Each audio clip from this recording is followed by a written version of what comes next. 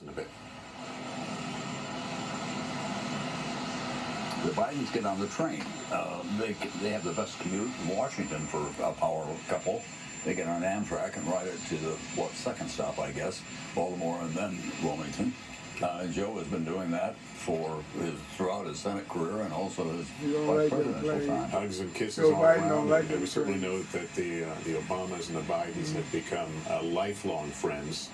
There is a very, very close bond there. We saw that with the Medal of Freedom with distinction that was awarded by the president, the former president to former vice president. I'll get this right. This is like when you get the new year. You keep writing the letter. Still writing the same check. Yeah. I'm going through that process now, so forgive me. But it appears that the Bidens will be departing first in a motorcade. He's going to be setting up shop a couple places, University of Delaware and Penn.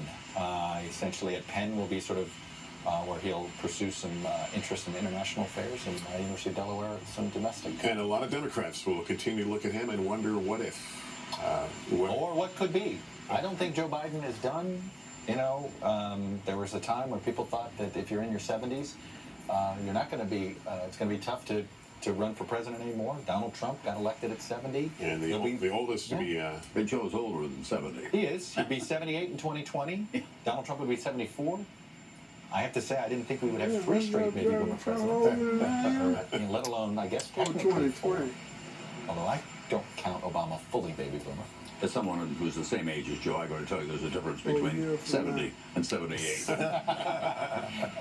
Tom, I think there's going to be a lot of run, Tom, runs for you there. So you never know there, buddy. Also, the Democratic Party is going to have to raise a new generation. The fact is that what they've got to do is find the next generation of leadership in the Democratic Party, even with new ideas. And the same way Bill Clinton came up. And Joe Biden, in fact, was part of that reinvention of the Democratic Party. That's the case before the Democratic Party. They have some energy. Kamala Harris, the senator from California, Chris Murphy, the senator from Connecticut. They have some very good, talented young people, but they don't have the talent of that couple. President and Mrs. Obama are uniquely gifted, and so there's always going to be a gap between what follows them. And President Obama just kind of seems to be taking it all in as he prepares, he and the former First Lady prepare to depart the Capitol by helicopter.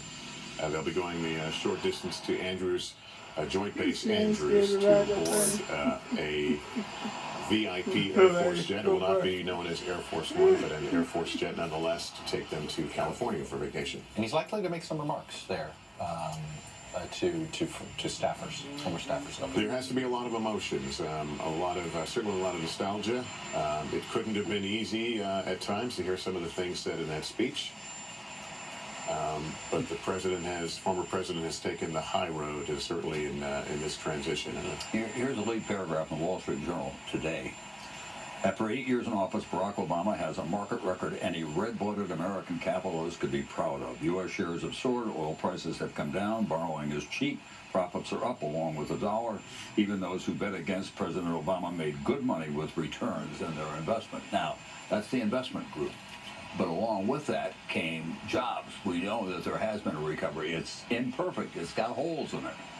But the fact is, it's not nearly as grim as the speech that we heard here today. He was speaking to Peggy Noonan unprotected today. Let's take in this moment as the former president saluting crew members.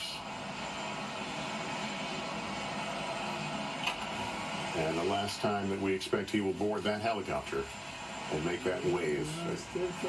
Chris Jansing is out there on that east front of the Capitol. What have you been able to observe there, Chris? This is an emotional time, obviously, for the millions of people who love the Obamas, supported the Obamas.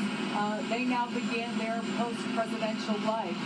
And it's described, this moment, in a handbook for the inauguration that dates back to 1889, which says, the president leaves the Capitol as fast as is practicable after the inauguration of his successor. What it doesn't describe is what this means to the country. This moment, this day that is all about Donald J. Trump, this moment is about 2 people who have served their country for 8 years. getting on that helicopter, as you say, for the last time, and going off on a new life at a very young age, 55 for the president, 53 for the first lady. They will go to the former Air Force One, now called Executive One. I want to just point out that something happened here that was a tradition the Obamas started. It used to be that the goodbyes were said up on the steps, but as a sign of respect, 8 years ago, President Obama walked to the helicopter with the Bushes and not just said goodbye there, but as was noted at the time, he actually hugged George W. Bush.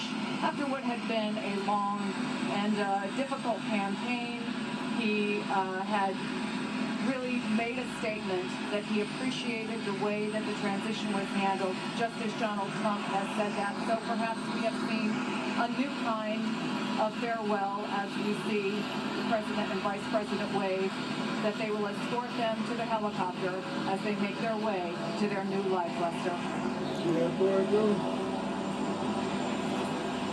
I spoke to President Obama a little over a week ago, who said to me that he thinks the country's in a better place than when he took over. And certainly by many measures, he inherited a country with a brink of a financial disaster, shedding jobs, but he certainly has been open to critics of his foreign policy and some of the executive actions he's taken. Ironically, toward the end here,